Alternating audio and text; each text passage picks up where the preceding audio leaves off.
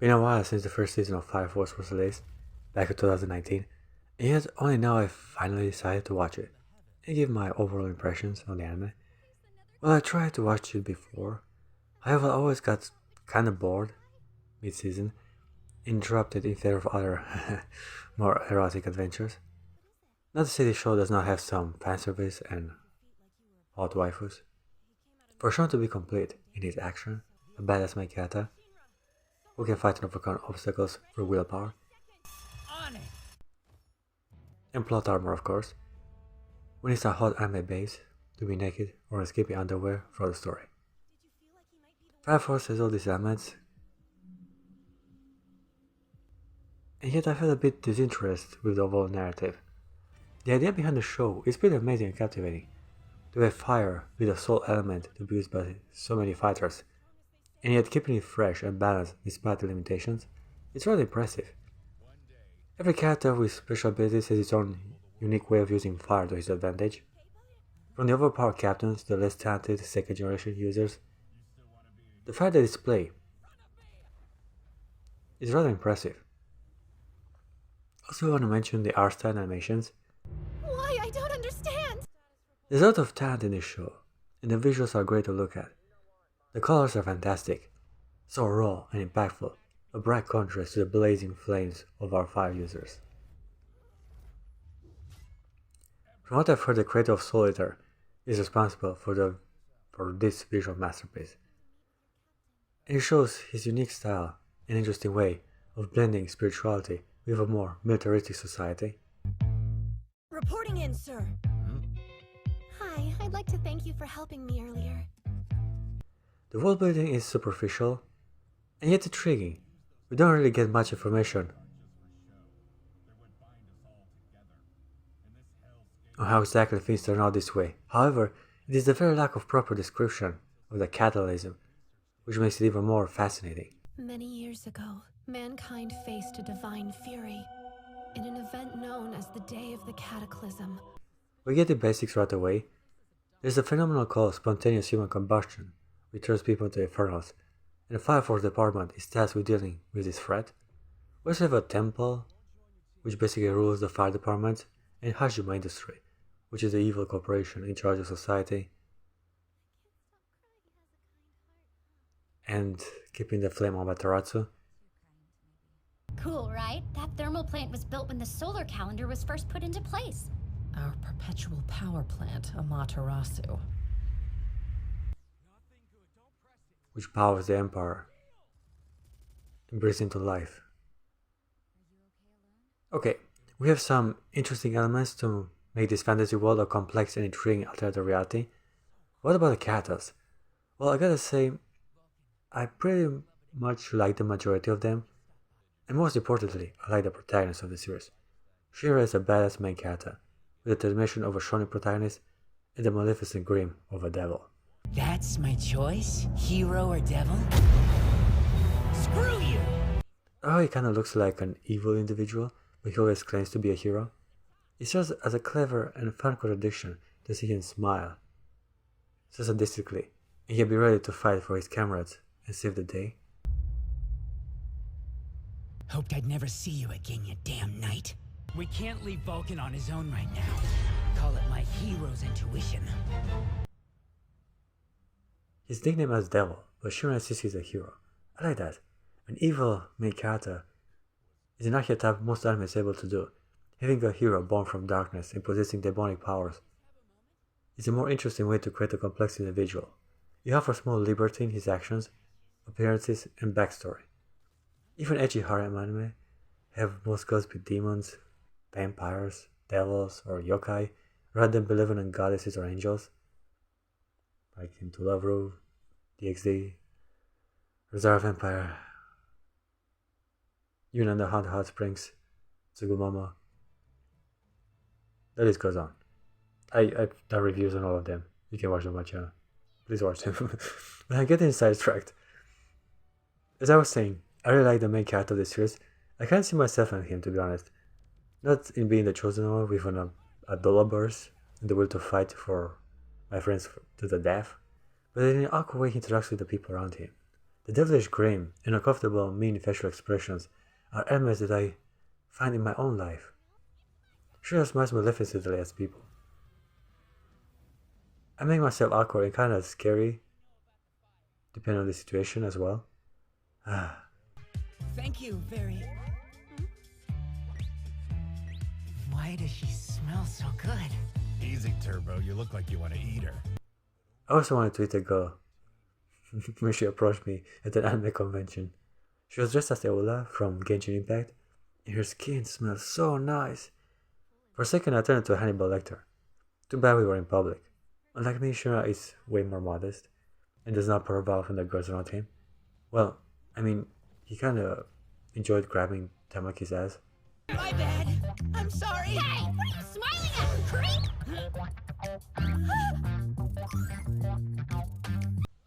And he stared upskirt at Princess Tachibana. To talk to you seriously.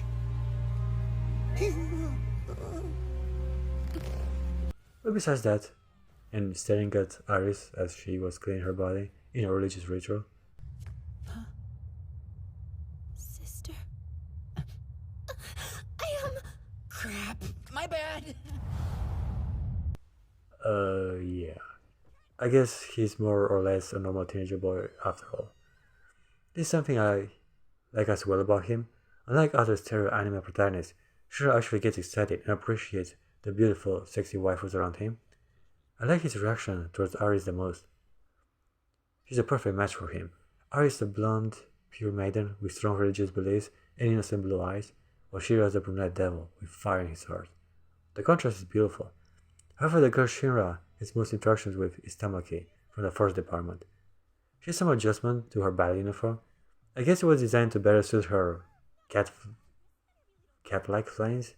The rookie games are here! Tamaki Kotatsu, ready to kick some butt. Huh? Wanna tell me what you're staring at, loser? But I know better. The uniform was made more skimpy and loose to increase her sexiness and make her the catgirl of the series. Kinda like Blair in Soul Eater. You know, that catgirl was also naked all the time. She had bigger tits though. And she was always flirting with the people around her. Taking baths. By the way, like in the Soul Eater manga, it's way more explicit. You know, when they talk with their spirits as they're in their weapon form, you kind of see them partially naked, like only the face, and you kind of assume. But in the manga, they're like full on body naked, like shown all the way. Like it's a good manga. Tamaki is often exposed naked to increase morale and interest in the series. Unlike Blair, Blair was more confident and mature and had a voluptuous and feminine body. Tamaki is a prudish and self-conscious despite having big boobs, a slender figure, and some delicious looking legs. Her skin is so white, it glows, it's silky, beautiful. Thankfully, she gets completely nude on several occasions, just like Blair. However, he is not due to her own will, but rather because of her special quirk she has. For some reason, her clumsiness makes her lose her clothes to her uncompromising positions. Most of the time around Shinra. I guess they kinda work together. She's aggressive, tsundere, and mean, while Shinra is a more easygoing, chaotic individual. Their dynamic is fun, and adds the comedy of the show.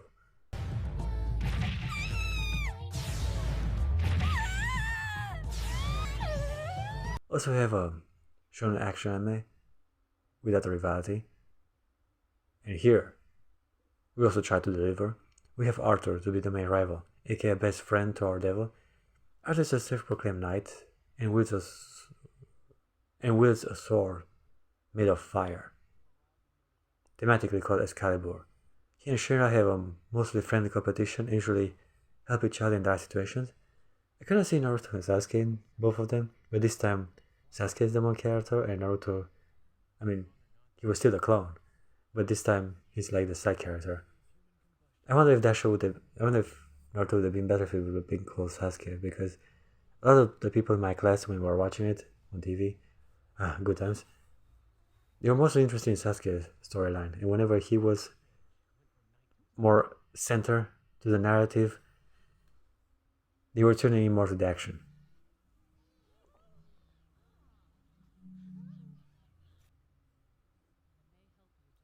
I like how they break the fourth wall and address the audience. Arthur introduction. Now Arthur is a perfect example for what I like in the action of this anime and what could have been improved. The more he feels like a knight, the stronger he gets. Which is a fun quirk, however it kinda undermines the strategies and power levels of other fire users around him. His fights are both lame and thematic. They suit his characteristics, and yet fail to properly evidentiate him as a complete fighter. Evidenciate him as a complete fighter. Evidenciate him as a competent fighter. This could be said about most characters. They have their own abilities, and yet the action feels kinda underwhelming. And outcomes are usually convenient for the story, but not necessarily compatible with their fighting abilities. Pardon, sister, but what are you doing here at the 8th? I mostly came by to make sure you've been maturing properly. Hey, stop it! That's a dirty move! The one character who is constant in his power level and fighting moves is the power captain of the 8th Fire Force Division, Okitaro Obi. His gadgets and fitness are giving him an edge against much more talented fighters with fire abilities. Shura has good fights, but he mostly overcomes his opponents due to his willpower and plot armor, which is to be expected from a strong protagonist. Tamaki has an awesome fight near the end of the first season. She uses the allure of her sexy body to bewitch her opponent, which allows Aris to strike him in the head. You are the real Tamaki! Yep. Now you know for sure, huh? A fun fight, however, what really made me like the anime and impressed me was the fight between Shira and Sho. Finally, we had some real strategy and actual clash of technique between similar power levels. It's kinda weird how this anime so desperately tries to incorporate as many elements that are popular, like having their main rivalry from Naruto, and of course the one from My Hero Academia with Bakugo and the main character. And this time we also have Arthur and Shura, and now we have another rivalry with his younger brother, Sho. So yeah, anime is trying the hardest he can to introduce as many elements that would make it popular. Sho is the leader of the Evangelists, and is of course wearing white uniform. It's kinda weird how in anime the good guys usually wear black and the bad guy was white. Even in Bleach, with the Soul Reapers and Espada, or Alucard and Ariston in Hellsing Ultimate, or in Seraph of the End, humans have black uniforms and the vampires white.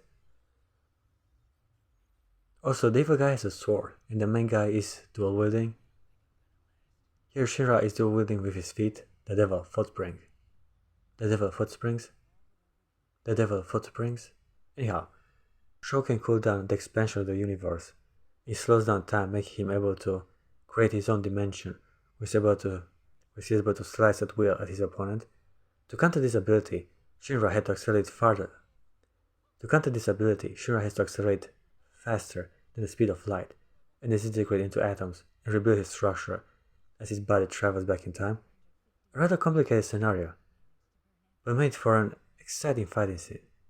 So much fire potential has been thrown at as of these amazing abilities and powerful visuals to evidencate the magnitude of the fight. However, among all of these awesome fighters, no one comes close to the power Captain Burn has. He's simply the greatest of all. He's simply the greatest of them all, channelizing his flames to harden his body into a mountain of flames and muscle, makes him able to take Shura's strongest attack and give plenty back as retaliation. I'm nowhere near as fragile as you think I am, sir.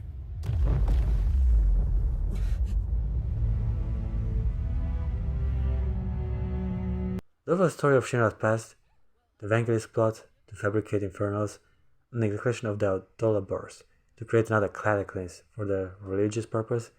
It's more or less a secondary aspect of the anime, with the fun characters, visually impressive fighting scenes, and the badass protagonist. I give Fire Force an 8.3 out of 10. This is a pretty damn good shonen anime. It's everything the genre needs, and a clever spin-off on power levels, alongside some memorable characters.